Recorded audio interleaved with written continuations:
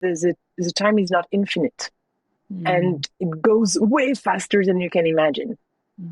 So I don't say that you should have kids earlier or not. It's just that's not my call.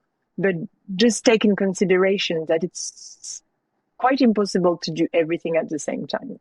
Mm-hmm. And if kids are important to you, feel don't be ashamed of saying it. Like don't be ashamed to say it on a first date. Why not?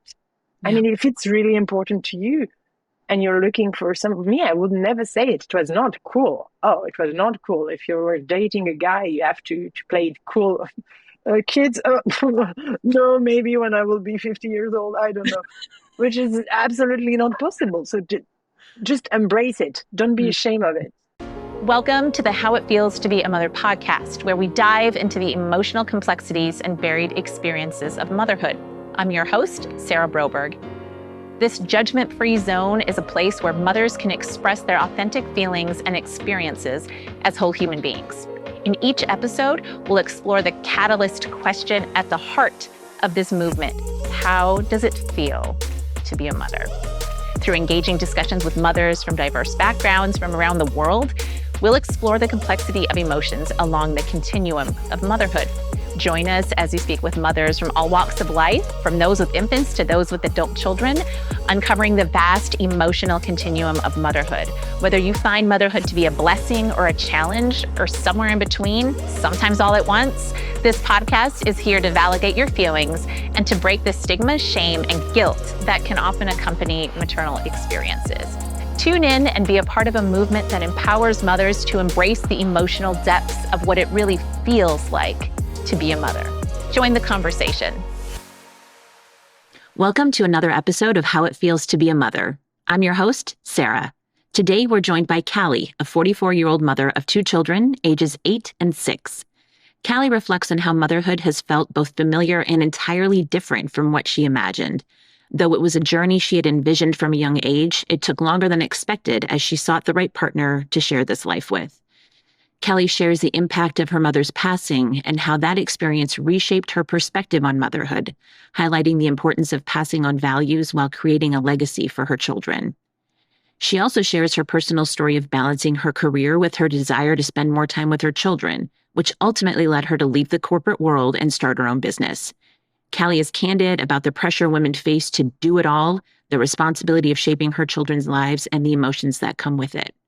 She discusses the unpredictable nature of raising children, how it defied her expectations, and the lessons she learned about letting go of control. Join us as we explore the complexity of emotions along the continuum of motherhood. Hi, Cali. Thank you so much for joining us on How It Feels to Be a Mother podcast. I'm so excited for our conversation. I usually want to give our listeners some context to your story. So if you wouldn't mind providing our listeners with your age, your preferred pronouns, your relationship status, the ages of your children, and their preferred pronouns. Hi, Sarah. Thank you so much for inviting me. It's very exciting. I'm happy since this morning. I woke up and I was like, oh, yes. Yes. So I'm Cali. I will turn 44 very soon. So let's say 44. And I'm referred with she. I have two children. One daughter was 8 years old, and one son was 6 years old, turning 7 soon. And I'm was the father of Margot and Julia, my son and my daughter, and yeah, very happy. Okay, great. So tell me, Cali, how does it feel to be a mother? Um, so motherhood. So first, I always wanted to be a mother. So it feels natural. It feels like that was what I was meant to be, a mother. Mhm. And it was not easy to get there, even if I wanted to be a mother since I remember. But it was a long, long way to get there. And so it's like, oh, I'm here. I love it. Ah, that's great. Does it feel like you thought it would? You said it feels natural, but is that kind of how you thought it would feel? No, you're right. It's unexpected in the way that what I imagined that it will be. It's not. how it happens. It's the unpredictability. It's also a lesson. It's like, oh, what I thought that will happen doesn't happen, and it's okay. hmm hmm I think when you said it kind of took you a minute to kind of get here to find this path. So what maybe explain a little bit what that path kind of looked like for you. Yeah, I think the most difficult part for me was to find someone who was in line with how, because that was a bit the most complicated part for me, to find someone who was like, oh, yeah, we can do that together. hmm And so it was to find the father. That was my that was my complicated. And after when we got there, and I say we because I feel that being a mother, it's something that you share. I mean, no, you. Sorry, it's I I lost my thought of thinking. Um, can you repeat the question, Yeah. please? So you said you said it kind of took you a minute to kind of get here to this point, the point of being a mom, and it took you some time to kind of find your path. So maybe to talk a little bit about what that looked like for you. Yeah. So yeah, it's. I think also it was very hard for me to, even if theoretically I wanted to be a mother, to make the choice to not only centered my decision on me, and to, okay, it's not going to be only me, it's going to be, so for example, I traveled a lot, and that's not very, I mean, that's hard to travel and to have children, or I was working a lot. So that like just makes this decision to make the space to what you want. And it's true that it took some time to make this space. Even if the theory was clear, in practice I had a hard time to do it. hmm hmm I can relate to that in some ways too, having lived abroad for many years and um, kind of not necessarily such an adventurous lifestyle, but still, when you think about just being able to kind of do all the things that you want to do as an individual, when you add, or as like a working professional, or even in a couple, when you add kids to the equation, that changes things dramatically. It does, and I speak with younger women, and they speak about it way more clearly than I did, because I was quite it was not clear in my head that I was not making space. Retrospectively, I look at it and like, yeah, of course, how could that how it could have happened? There was no space for it. And I like when the clarity that some younger women, they'll say, no, I want to accomplish that and that, and after I will do it. hmm So What made you decide to make space? mm, I yeah, I was 35 when I had my first child for some reason, and I don't. It's like the society tells you, after 35, you turn. I think it's 36 where they have a very not marketing way of branding it, called high risk pregnancy, or like, no, no, no, um, Geriatric. geriatric pregnancy. Yes, Yeah. geriatric pregnancy. So I felt that it's the moment. It's the moment. The stress of the deadline, I guess. Yeah. And at that point you had already met your partner. Yes, Yeah. Yeah. yes. hmm Um, So how has the feeling of being a mother for you changed over time? mm, so what happened is, and I was very close with my parents, and what happened is, my mother got diagnosed from stage 4 cancer when my kids were 3 and 2, Mm. and I think it's really where everything pivot. We She used to live in France. We live in Los Angeles, so it's quite far. And I made the decision to spend the most time I could with her. Like, and and unfortunately, she left us. But what I learned from this moment was very deep on how you transmit. And one thing that I'm very grateful the way that she raised us is to be independent. Like the fact that she was very encouraging for us to live abroad, far away from her, and all this thing. And that's really, it's like, okay, I'm just playing a little role in in this long line of people who were before me and who will be after me. And it's yeah, that was a big moment in understanding motherhood. Also, that makes it way, in some sense, that makes it less about you. It's about your role in it, I guess. Mm-hmm. Mm-hmm. I'm sure that news must have been devastating, and having two small children too. I mean, how did that, what impact did that have on the way that you saw yourself being a mother to your own children? Yes, that was so. It's funny because I have lots of friends who said, "Oh, becoming a parent, so you become an adult." Me, I became an adult when I lost my parents because it's like, oh, now I'm first, first in line, Mm, and um, and so that's that was changing because I could understand her better. And you know, when we have like few months to leave, you're very true in the conversation we have. No more about politics or whatever.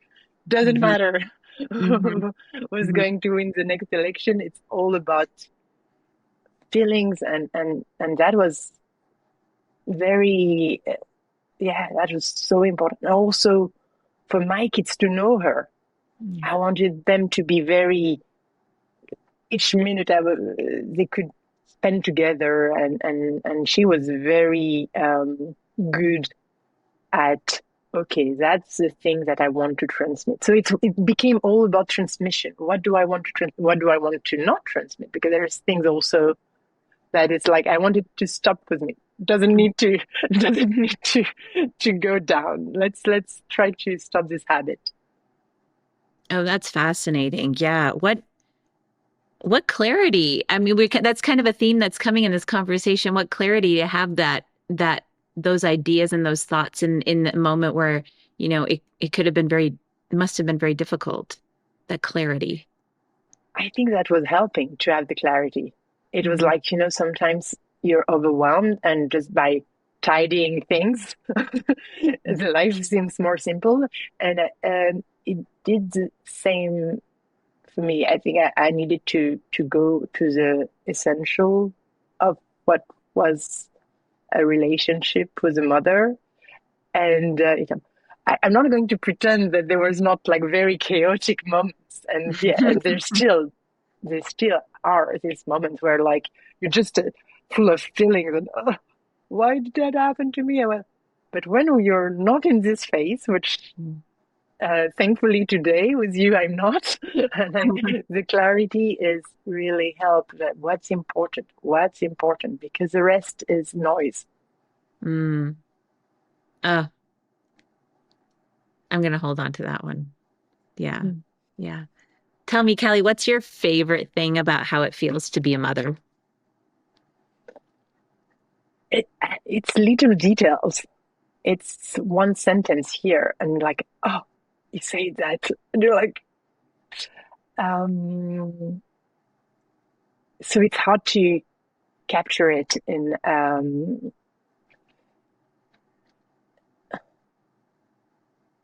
yeah, it's this really unique relationship with a human being that you are lucky to see growing, and that's so that my son told me something very funny. He's a charmer. Like I think in English you say schmoozer is. He is totally. And he said, mommy, the most important relationship in life, it's not husband and wife. No, no, no. It's son and mother. Wow. And I said, why do you say that? Not that I disagree, but why do you say that? And he said, yeah, because the woman and wife you just met. So you know me since I'm here. And it will always be, and I thought about it it was on Sunday and yesterday. I was thinking about it, thinking about it. I was like, I like it, but I don't like it. Mm. So I have the conversation this morning and I told him, mother and son is a great relationship. But I want you to think that you're going to have other relationship as wonderful as this one. Because one day I won't be there. And I want you to be loved and feel loved as much as I love you because you're incredible. I'm sure somebody will do that. First, your sister, oops, but another person, whoever they are. And yeah, I think I wanted to tell him, not that he listened to me. I think he was like, what is she talking about? It was like, at the breakfast, please give me the cereals. You go, I don't know where you are, just, but it has to get out of my chest because I was like, as much as I love that he thinks that, I don't think that serve him. I don't want him to feel this way. I Mhm. want him to know that, you're going to build because you have this relationship, you will know how to build relationship with other people with love and respect. Mm, that's beautiful. Mhm. What what concerns you about how it feels to be a mother? The responsibility to do good. And I'm always very critical of myself. I should do that better, or I should, like, I can't handle a compliment. I'm like, no, no, no, no, don't say something nice. No, no, no. Obviously, you're wrong because it's too nice what you say. So when it's so important because you're really like the impact that you have on them. It's uh, like always thinking what is good for them, what is a good answer when they tell you something and it's like what should I reply, and it goes to the detail in, do they do soccer or do they do baseball? It's decision all the time. Hmm. Hmm. Yeah, we've had those conversations. I mean, my kids are, 15 and 17, creeping up on 16 and 18. Ah! And those conversations are, that's still a huge part of my mental load, if you will. It's just like playing and replaying and repackaging and reformatting all of the conversations and the conversations that we haven't even had yet. Yeah, I can totally relate to that. Yeah. So, what surprises you about how it feels to be a mother? Hmm. um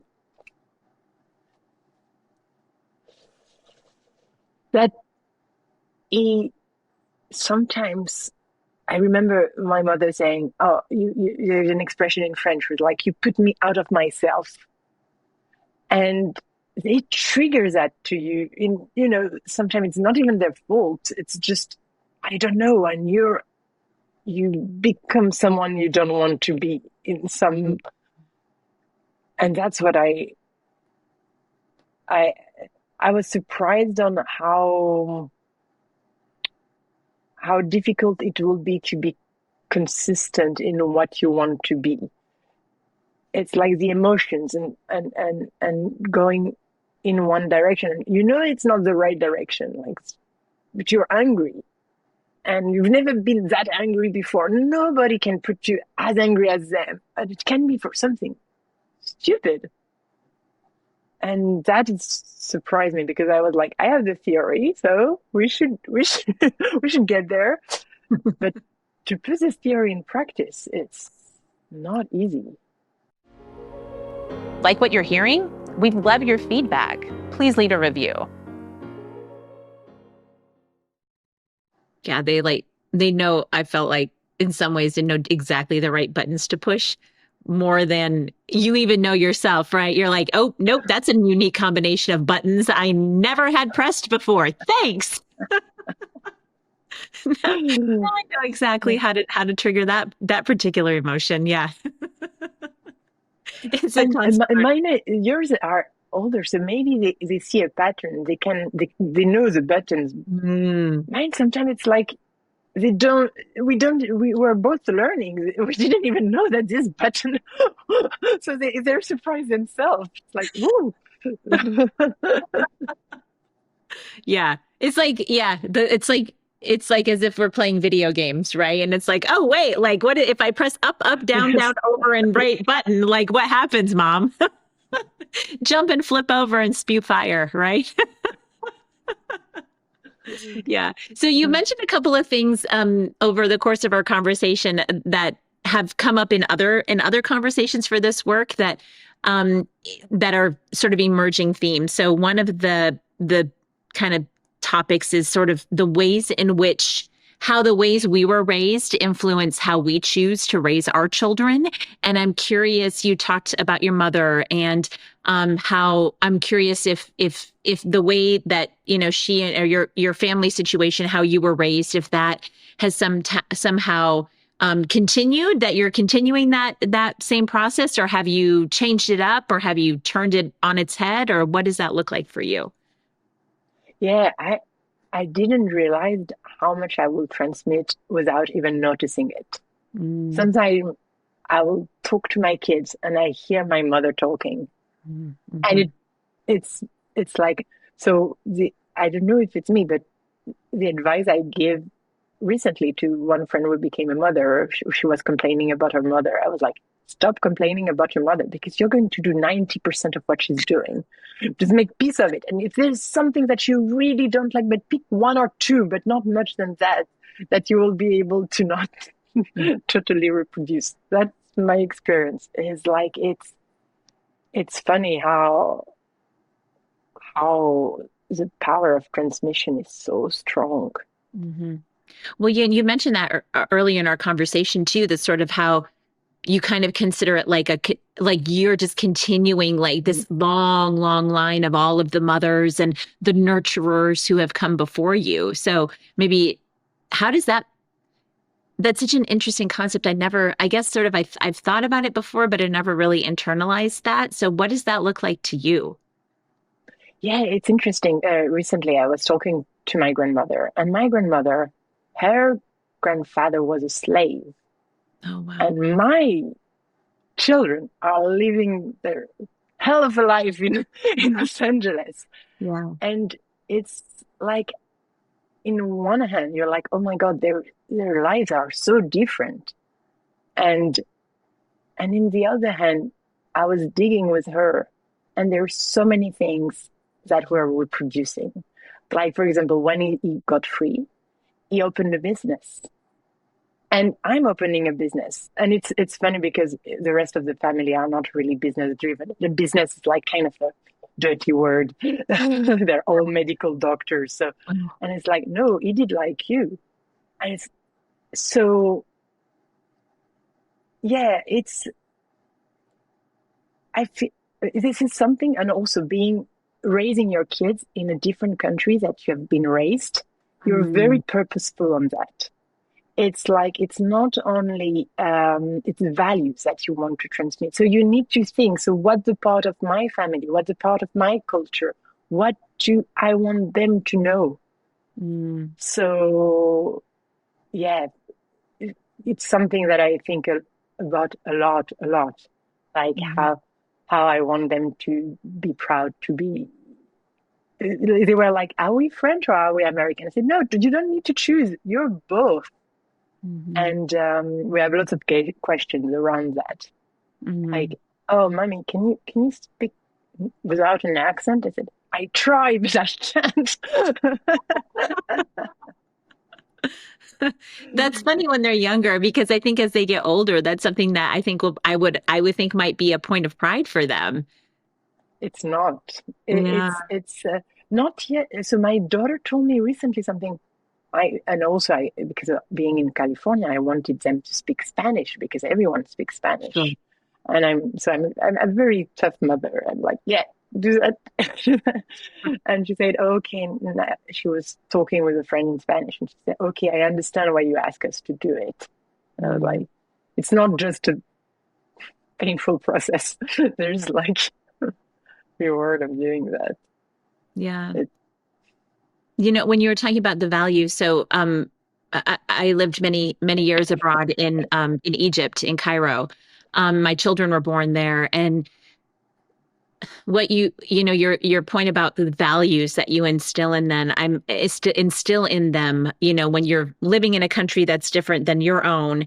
And then now that we're back in the States and we've been here for a minute too, also really feeling really compelled to also like make sure that we're also carrying in the values from Egypt as well. of And course. so, kind of making sure it's a balancing act. And I think, they get to decide obviously which, how much of whatever they're taking with them in their life. But I think for us as parents, been a really important thing for us, even though we're not together as parents anymore, but to continue to make sure that we're providing those opportunities for them and that they see that that's okay, and that's something that's really a value add for who they are as human beings in the world. I totally agree. It's written on the passport. I mean, they're going to have so many questions, and when they're going to have a new job, they will have to say where they were born. People are curious. So then, yeah, it's exactly giving them the tools to be proud of their difference. Mm-hmm. So people will be, oh, how come you were born there? And they can explain. They can be, it's a strength. You're different, but it's a strength. Mm-hmm. Yeah, I totally imagine what to find the balance on because it's something to add. So anything you have to add in your motherhood duty, it's a lot, but Yeah. it's worth it. It's worth it because it's part of who they are. Mm. Mm-hmm. Yeah. And they've embraced that, which is like a really lovely thing too. So, especially as they're older and, they don't have a ton of memories from their time in Egypt, but thankfully now they're older and they've been able to go back and visit family and kind of, rekindle that love and not even rekindle, it was always kind of there, but revisit it and continue to build that in their own image, in their own ways that are completely independent, or somewhat independent, at least of us as parents, which has been a real joy to witness. I imagine. No, now it's cool. Oh, I can't wait for them to find that cool. It's not cool yet. We're at the phase where we just want to be like everyone else. Right. So Right. anything I make their life more complicated and more. But I truly believe that that makes you stronger to understand where you come from, to understand where you've been, your story, and yeah, that's That's cool. another thing to do. Yeah, exactly. Add it to the list. Those mental conversations we have, right? Exactly. So I'm wondering, are there people in your life with whom you talk about how it feels to be a mother? Hmm. Not much. Not in a way. I found that people of my age, it's really, so we will complain about motherhood, not motherhood, about our kids. So Mm. that's That's a like, given. Yeah. yeah, that's a given. Yeah. But I feel the conversation we have, I love it. So first of all, thank you again Mhm. for inviting me, because I enjoy it tremendously. And you're very right. And that's what, when I was watching your trailer and after your email, I was like, no, I don't. And the person I will have it the most will be in my family, and usually people who are not my generation. So I won't talk about that with my cousins or my brother, but with someone older, because we feel less judged in your decision or less in competition. I don't say that comes from them. That can totally come from me. Yeah. That most likely comes from me. Mhm. Or you share something, or like, what is she talking? Like, is she going to judge me for that or not? So yeah, I or bragging. I wouldn't like to feel that I'm bragging about my children. But Mhm. sometimes I crave telling how wonderful they are. Yeah. So when you're, I hear what you're saying about when you're speaking to someone who's like in a different phase of their parenting journey, maybe, or they're just like older somehow, that whether they're maybe even parents or not, but that it removes that sort of feeling of competition somehow, or feeling like, yeah, yeah. Oh, that's Even the interesting. youngest, the Mm, younger. I love to talk about motherhood, about the younger generation, because there's something I want to tell to the younger women I meet is I felt that my generation, we told us, you're going to have a career, you're going to travel, you're going to blah, blah, blah. And also you have to do the other things that everyone wants you to do, being a mother, being, you know, not a housewife, but, your house needs to be tidy, as you can see in my background. Obviously, that's a failure. You have no idea But what's going on behind the screen here. and I want to tell them really things that we have a time. The time is not infinite, Mm, and it goes way faster than you can imagine. mhm. So I don't say that you should have kids earlier or not. It just that's not my call. But just take in consideration that it's quite impossible to do everything at the same time. Mhm. And if kids are important to you, feel don't be ashamed of saying it. Like don't be ashamed to say it on a first date. Why not? I Yeah. mean, if it's really important to you, and you're looking for some me, I would never say it. It was not cool. Oh, it was not cool. If you were dating a guy, you have to play it cool.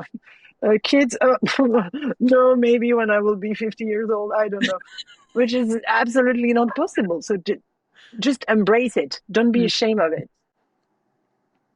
Yeah, something you're also bringing up for me too is this need to like get stuff done, at the expense of like maybe spending that quality time with our kids, like, oh, I mean, I've always felt this like need to achieve all of the things, right? So like, oh, my house is not exactly tidy, or there's like a pile of dishes. I have to do them before I can like sit and relax with my kids. That's bullshit. That is bullshit. I'm still learning how to figure it out. And it's, unfortunately, I feel like my time is fleeting because now my kids are like out and about and they can like go do their thing and they're driving. And it's like, that time, that real quality time when I had them here and we could really like spend that time together. That's so fleeting now. And I wish I could have just looked back to myself and said, you know what, Sarah, those damn dishes can wait. Oh, and thank you for telling that to me because it's treasures that will I will make sure this weekend I'm not going Thank to you do so the much for dishes Callie. before Don't being do the with dishes. my I Yeah. will, and I know exactly what you mean. I know Mm. exactly what you mean. That's uh, I will think of you this weekend. Like it's a mess. I will embrace the mess. I will spend. It goes so fast. So I know fast. everyone say that, Hmm. but you're right. Hmm. It's that saying, what is it? The days are long, but the years are Yeah, short. Yeah. exactly. The hours are The hours exactly. are long. Yes, that's true too. Yes, they are. And the dishes can wait. Yes. Yeah. So, Mm. tell me, is there anything that we haven't discussed about how it feels to be a mother that you want to share? Mm. No, as I was telling you, it's not a conversation I usually have, Mm, neither with other people or with myself, funnily mm, enough. mhm. So I'm very grateful to have it. Because I don't think of some. I'm sure when we will finish the podcast, I will think of lots of things because you planted the seed. Oh, well, I'm happy to do that. And this work is so fulfilling because of that. And if you ever want to talk, you know how to reach me. and we can continue this conversation. Absolutely. I know that you have you're an entrepreneur, as you're talking about. You're a business owner, and we were talking beforehand about sort of a new initiative that you're working on. Do you want to talk a little bit about it? It's related to reading for children. Yeah. So the reason I'm an entrepreneur, it was not meant to be. I just working in investment banking as a VP, so definitely not entrepreneur. But when I became a mother, it changed a lot because I wanted to spend more time with the kids, and not only that, you just go back to what's important, what you want to transmit. And I wanted them to feel independent and to read, and I truly believe in education because I came in this country, I had nothing but my diplomas, and it opened all the doors. So that's also the good thing to be in a country like the US. So I wanted them to have the same opportunities and reading was the thing that I thought if I don't do the rest, but if they're good reader, I'm good. So I started with these little books for them you press and there's music so they can independently read. And it was the idea is really like how they need you to transmit something, but sometimes you don't have time, sometimes you're not here. So I started with these little books for babies, and after I was like, I need to record my voice. And we did recordable books. And now we're launching another one, because I'm growing with them. I'm growing not as fast as they do, but the product is like, how do we do for this moment, this transition where they don't know how to read yet? But so they really need an adult to put them in their lap, which is always the best solution, of course. But when you're not here, how do I make them pick the book instead of the toy? Or I don't even mention the tablet. Doesn't deserve it. And so we make it.